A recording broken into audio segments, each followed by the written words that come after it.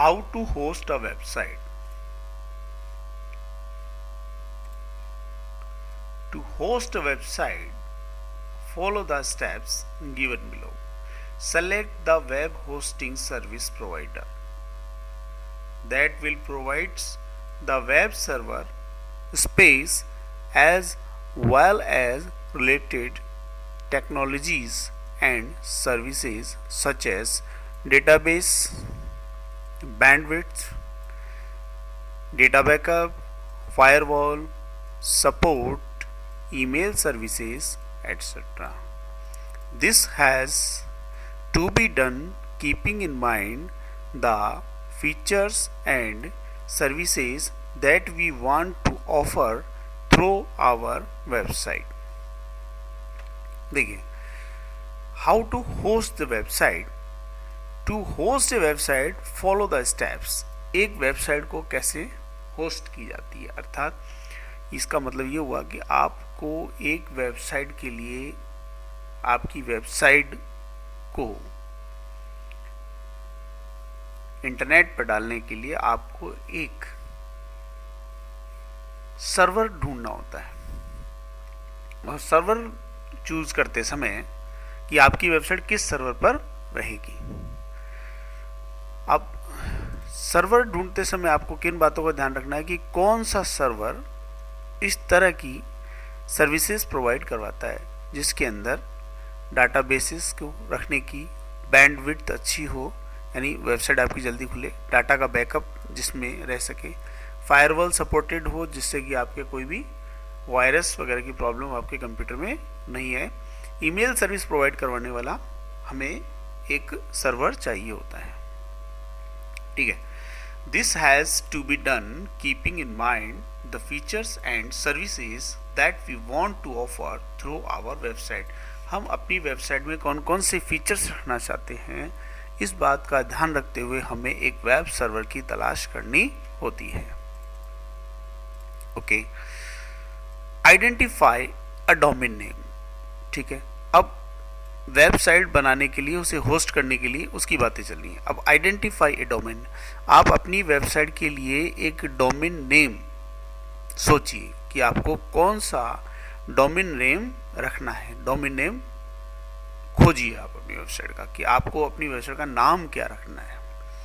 Which best suit our requirement, जो हमारी requirement को सूट करता हो, जो वेबसाइट का नाम पढ़ते ही यूज़र को मालूम चल जाए कि भाई किस से रिलेटेड वेबसाइट है। And get it registered through domain name register. तो फिर उसके बाद उस डोमेन नेम को रजिस्टर करना होता है। तो फर्स्ट वर्क, एक तो आप सर्वर ढूंढ लीजिए कि किस सर्वर पे आप अपनी वेबसाइट रखेंगे। दूसरा काम हो गया कि अपनी वेबसाइट का एक डोमेन नेम सोचिए और डोमेन नेम को आप रजिस्टर कीजिए। ठीक है, फिर आगे हम चलते हैं कि once we get web space, जब हमें वेब स्पेस मिल जाए, create logins with appropriate rights and note down IP address to manage web space। Okay, तो आप अपना स्पेस लेने के बाद में उसमें लॉगिन कीजिए एंड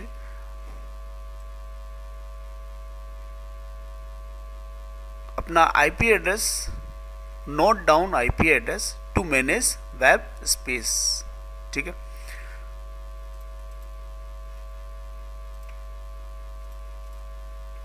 ओके। अब इसके बाद क्या होता है कि अपलोड द फाइल्स, जो भी आपने वेब पेज बनाया है। देखिए, वेब पेज बनाने की दो तरीके हैं। एक तो आप अपना वेब पेज HTML लैंग्वेज का यूज करके बना सकते हैं।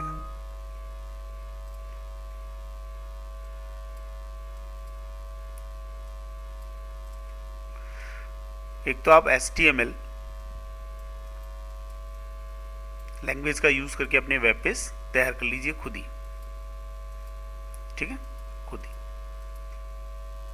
ठीक है, फिर upload the files in properly organized folder on the allocated space. और आपको जितना स्पेस प्रोवाइड करवाया गया है एक सर्वर ने, उसमें जो जो फाइलें आपको अपने वेबसाइट पर रखनी हैं उन फाइलों को आप एक फोल्डर में कलेक्ट कर लीजिए, यानी आप अपने कंप्यूटर से कलेक्ट कर लेंगे। Get domain name mapped in the IP address of the web server, ठीक है। फिर आप अपना डोमेन नेम लीजिए, है ना, map to the IP address जो कि ऑफ द वेब सर्वर, आपका जो वेब सर्वर है उससे जुड़ा हुआ हो, उससे मैपिंग की हुई हो आईपी एड्रेस से आपके डोमेन नेम की। देखिए होता क्या है कि आप अपनी वेबसाइट का एक डोमेन नेम चूज करते हैं। जैसा आप डोमेन नेम चूज करते हैं तो वो domain name DNS domain name service के थ्रू आप चूज करते हैं, ठीक है। अब आपको आपकी वेबसाइट कहाँ रखनी है उसका ये सर्वर अलग होता है, ठीक है। ये आपकी वेबसाइट है, ठीक है। अब क्या होता है कि इस सर्वर का एक आईपी एड्रेस होता है, इस सर्वर का आईपी एड्रेस होगा। तो आपका जो डीएनएस है, डोमेन नेम जिसने दिया है, और जो आईपी एड्रेस है उनकी मैपिंग होनी चाहिए, यानी आपस में जुड़े हुए होने चाहिए, ठीक है। तो क्या हुआ, गेट ए डोमेन नेम, यानी हमने डोमेन नेम यहां से लिया डीएनएस से। मैं एक बार फिर से बता देता हूं आपको कि आपकी गेट ए डोमेन नेम, तो हम क्या करेंगे, एक डोमेन नेम लेंगे, ठीक है। कहां से लेंगे, ये डीएनएस है, मान लो ये डीएनएस है, इससे हम डोमेन नेम लेंगे, ठीक है। Is a service that it does, यहाँ पे domain name mapping to the IP address of the web server, ठीक है ना। अब वेब सर्वर एक अलग चीज होती है, यहां पर आपकी क्या होती है, वेबसाइट होती है, या तो आपने ये आपकी वेबसाइट होती है, ठीक है। और एक्चुअल में ये है क्या, यहाँ पे ये सर्वर है, इस सर्वर पर बहुत सारे लोगों की वेबसाइट होती है, आपकी भी होगी यहाँ पर, ठीक है। बहुत सारी वेबसाइट से मान लो आपकी भी है। अब क्या हो गया, इन दोनों के बीच में मैपिंग होनी चाहिए, ठीक है। अब इसका आईपी एड्रेस,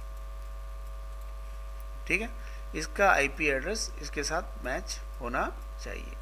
जब ये आईपी एड्रेस इसमें मैपिंग हो जाएगी तो जैसे आप यहाँ वेबसाइट का नाम डालेंगे, क्योंकि आपने वेबसाइट का नाम तो यहीं से लिया है, यहाँ डालेंगे तो ये इसके ऊपर जाएगा कि भाई ये वेबसाइट तो इस सर्वर पे है, ठीक है ना। सर्वर अलग अलग होते हैं, अलग अलग होते हैं वेबसाइट के सर्वर ना, आपका तो इस सर्वर पे है, तो वो वहाँ नहीं जा करके यहाँ आएगा इस आईपी एड्रेस पर आके। चलो ठीक है, आ गया।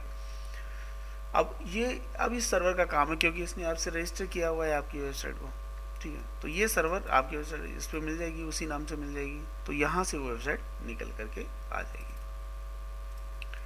तो फिर IP address of the web server, इसकी मैपिंग होने के बाद आपकी वेबसाइट ऑन हो जाती है। तो आपको कुल मिला के बात क्या हुई कि the domain name system DNS is a service that does the mapping between domain name and IP address के बीच में मैपिंग करने का काम करता है डीएनएस, ठीक है। कौन, डीएनएस, ये आपका डीएनएस है, डोमेन नेम सर्वर, जो आपको डोमेन नेम का मतलब होता है वेबसाइट का नाम प्रोवाइड करवाएगा, ठीक है ना। तो ये डोमेन नेम सर्विस है जो कि मैपिंग करती है किस किस के बीच में, डोमेन नेम और आईपी एड्रेस के बीच में मैपिंग करने का काम इसका होता है। Okay, when the address of the website is enter, जब किसी वेबसाइट का नाम एंटर किया जाता है, जैसे मैंने लिखा यहाँ पर www.yahoo.com, ठीक है। ओके, जब हम किसी वेबसाइट का नाम एंटर करते हैं इन ए ब्राउज़र, और ये वेबसाइट का नाम कहाँ एंटर करते हैं, ब्राउज़र में। ब्राउज़र क्या चीज़ होती है, ब्राउज़र वो चीज़ होती है जहाँ से इंटरनेट चलाया जाता है। तो जैसे मान लीजिए मैं आपको सामने क्रोम खोल देता हूँ, है ना, ये जो क्रोम है ये ब्राउज़र है, ठीक है। तो ये ब्राउज़र होता है। अब क्या हुआ कि यहाँ पर the DNS find out the DNS find out the IP address. जो डीएनएस है, डोमेन नेम जिसने प्रोवाइड करवाया है, वो आईपी एड्रेस को ढूंढता है, क्योंकि इसने मैपिंग हो गई है आपकी आईपी एड्रेस की, आपकी वेबसाइट सर्वर पर है, आपका ये डोमेन नेम है, इसका आईपी एड्रेस होता है इस सर्वर का, तो यहाँ पर इसकी मैपिंग हो गई है। ठीक है, मैपिंग हो गई तो ये डीएनएस उसको फाइंड करेगा। ठीक है, फिर of the server corresponding to the requested domain name and sends the request to that server, और उस सर्वर के पास वो रिक्वेस्ट को भेजता है। तो भाई ये पूरा एक सिस्टम होता है वेबसाइट के लिए। अब हम चलते हैं यहाँ पर कि ब्राउज़र किसे कहते हैं। तो ब्राउज़र तो आपको पता होगा, जहाँ पर भी वेबसाइट चलाई जाती है वो सब ब्राउज़र होते हैं। तो यहाँ पर देखो, ये मोजिला फायरफॉक्स है, माइक्रोसॉफ्ट इंटरनेट एक्सप्लोरर है, गूगल क्रोम है, ये ओपेरा है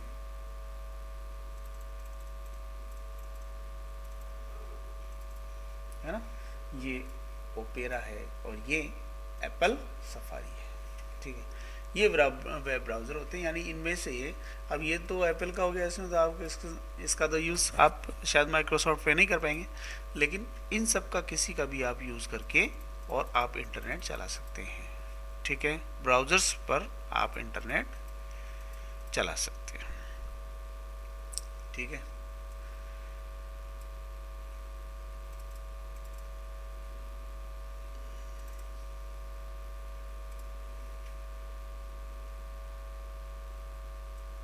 और सारे जो ब्राउज़र्स हैं वो HTML को सपोर्ट करते हैं। अच्छा, डायनेमिक वेबसाइट क्या होती है? डायनेमिक वेबसाइट, एक स्टैटिक वेबसाइट, एक डायनेमिक वेबसाइट हम पहले पढ़ चुके हैं कि स्टैटिक वेबसाइट वो होती है जो कि जैसी बनी हुई है वैसी आपके सामने आ जाएगी। आप उस पर कुछ भी सर्च करें या कुछ भी, तो आपकी प्रायोरिटी के हिसाब से उस पर कुछ भी नहीं आएगा। लेकिन डायनेमिक वेबसाइट्स वो होती हैं जो आपकी सर्चिंग के बेस पर कंटेंट अवेलेबल करवाती हैं। ठीक है, जैसे अमेज़ॉन है ना, जिसमें आप कुछ भी सर्च करते हैं तो वो आपकी चॉइस के हिसाब से जो कंटेंट है वो दिखाता है। जैसे आप शूज़ सर्च करते हैं तो शूज़ शो करता है, आप फ्रिज सर्च करते हैं तो फ्रिज, और आप वॉशिंग मशीन सर्च करते हैं तो वॉशिंग मशीन मोस्टली उसमें आती हैं। जो आप सर्च करते हैं वो रिकॉर्ड उसमें हो जाता है, तो वो डायनेमिक वेबसाइट होती है। अब हम आते हैं कि ब्राउज़र की सेटिंग कैसे की जाती है। देखिए, Mozilla Firefox is an open source web browser. सबसे पहले तो ये समझ लो कि मोजिला फायरफॉक्स जो एक ओपन सोर्स वेब ब्राउज़र है। ओपन सोर्स वेब ब्राउज़र का मतलब ये होता है कि ये किसी भी कंपनी का, ये किसी भी सॉफ्टवेयर कंपनी का बनाया हुआ नहीं होता है। ये ओपन सोर्स होता है, यानी कि इसका सोर्स कोड अवेलेबल होता है, जिससे कि आप उसको देख करके और ब्राउज़र उसको अपग्रेड कर सकते हैं। तो ये ओपन सोर्स वेब ब्राउज़र होता है। जबकि जैसे गूगल है, गूगल का क्रोम है, तो क्रोम एक ब्राउज़र है, हालांकि फ्री में अवेलेबल है, लेकिन वो ओपन सोर्स नहीं है। माइक्रोसॉफ्ट का इंटरनेट एक्सप्लोरर, वो भी एक ब्राउज़र है, लेकिन वो ओपन सोर्स नहीं है। कि वो कैसे बना ये कोई भी नहीं देगा, इस तरह की फैसिलिटी कोई भी नहीं देगा कि जैसे कैसे बना। तो ये देखिए, ये जो क्रोम है ये गूगल का है, तो अब ये इस पे आप वेबसाइट तो चला सकते हो, लेकिन इसका कोड क्या है, ये कैसे बना, ये कोई नहीं देगा, तो इसलिए ओपन सोर्स नहीं है। इंटरनेट एक्सप्लोरर माइक्रोसॉफ्ट ने बनाया, अब ये कैसे बना ये माइक्रोसॉफ्ट कभी नहीं बताएगा, इसलिए अब हम कहेंगे ये ओपन सोर्स नहीं है। लेकिन मोजिला फायरफॉक्स एक ओपन सोर्स ब्राउज़र है, अर्थात ये कैसे बना, कैसे इसकी डिज़ाइन है, क्या है, वो सब सोर्स कोड अवेलेबल होता है। तो इन्हें बोलते हैं हम open source softwares. Okay,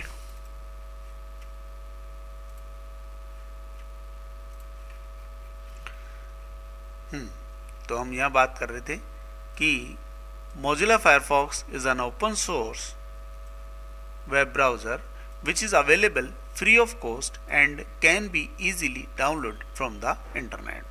okay, free of cost है इंटरनेट से। अब इंटरनेट से तो आप कहोगे कि इंटरनेट एक्सप्लोरर भी डाउनलोड हो जाता है, क्रोम भी होता है इजीली, तो वो होता है, वो इजीली प्रोवाइड करवाते हैं, लेकिन उसका सोर्स कोड आपको वो नहीं बताएंगे, ठीक है ना।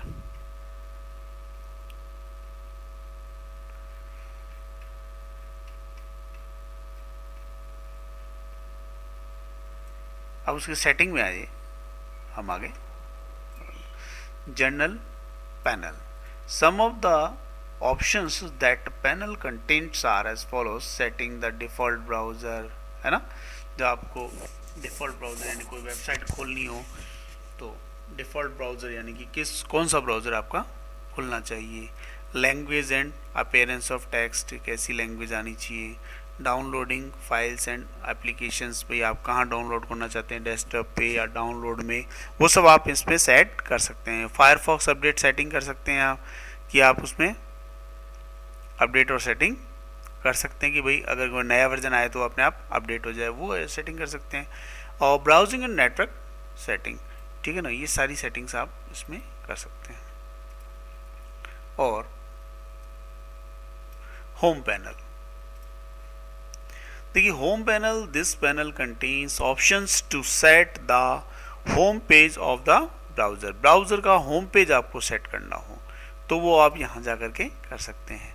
होम पेज का मतलब होता है कि जब भी आप कोई ब्राउज़र खोलेंगे तो उस ब्राउज़र को ओपन होते ही कौन सी वेबसाइट ऑटोमेटिक ही खुलनी चाहिए। जैसे कि इस वेबसाइट पर, इस पर ये गूगल जो है वो यहाँ पर सेट है, ठीक है ना। इसमें गूगल का, जब भी मैं कोई ब्राउज़र खोलता हूँ ये जिसमें गूगल आता रहता है, ठीक है, ये गूगल आया तो ये मेरा सेट किया हुआ है ना वेब ब्राउज़र। वेब ब्राउज़र पे वेबसाइट को सेट किया हुआ है कि जब भी कुछ भी नया टैब खोलूँ तो वो उसमें आना चाहिए। तो browser windows and tab settings, okay. Search panel में हम क्या सेट कर सकते हैं, this panel contains options to edit the setting of the search engine used by Firefox. Searching को आप उसमें सेट कर सकते हैं। और प्राइवेसी एंड सिक्योरिटी पैनल को आप उसमें सेट कर सकते हैं, क्या कि this panel contains options to secure the browser and data. It includes the following, उसमें क्या क्या आप सेट कर सकते हैं प्राइवेसी में। एक तो आप enhanced tracking protection, form and passwords, इनको आप सेट कर सकते हैं वहाँ पर। और ब्राउज़र पे क्या सेटिंग की जा सकती है, हिस्ट्री और एड्रेस बार, आपको कितने दिन तक हिस्ट्री सेव रखनी है कि आपने क्या सर्च किया क्या नहीं किया, उसे हटा सकते हैं, डिलीट कर सकते हैं। कुकीज़ आप सेट कर सकते हैं। अब कुकीज़ आपको जो भी आप वेबसाइट का नाम टाइप करते हैं तो वो आपके ब्राउज़र में हमेशा के लिए सेव हो जाता है। उसका जब भी आप पहला दूसरा तीसरा अक्षर लिखते हैं तो वो पूरी वेबसाइट का नाम आ जाता है, क्योंकि आपने जो भी सर्च किया है वो आपकी जो कुकीज़ है उनमें स्टोर होता है, तो उसे कहते हैं कुकीज़। अच्छा, यानी जो शॉर्ट टेक्स्ट होते हैं, जो आपके सर्च किए हुए जो टेक्स्ट होते हैं उनको सेव करने की जो जगह होती है उसे हम कहते हैं कुकीज़। उन छोटे छोटे टेक्स्ट को हम कुकीज़ बोलते हैं, क्योंकि आपने जैसे www.yahoo.com अगर आपने सर्च किया होगा तो आप जैसे लिखेंगे www.ya जैसे ही आप लिखेंगे याहू का नाम उसमें अपने आप आ जाएगा। तो वो सारी चीज़ें कुकीज़ में स्टोर होती हैं, ओके। तो कुकीज़ स्टोर करनी है नहीं करनी है ये सेटिंग आप यहाँ पर कर सकते हैं। Permission to view popups windows and installation, तो आप परमिशन पॉपअप विंडोज़ की परमिशंस को आप सेट कर सकते हैं, ठीक है ना। प्राइवेसी सिक्योरिटी में कोई पॉपअप विंडो आ रही है तो पहले आपसे पूछेगा, फिर इंस्टॉल करेगा, पॉपअप विंडो आनी चाहिए नहीं आनी चाहिए, ये सब सेट आप इसमें कर सकते हैं ब्राउज़र के अंदर, ओके।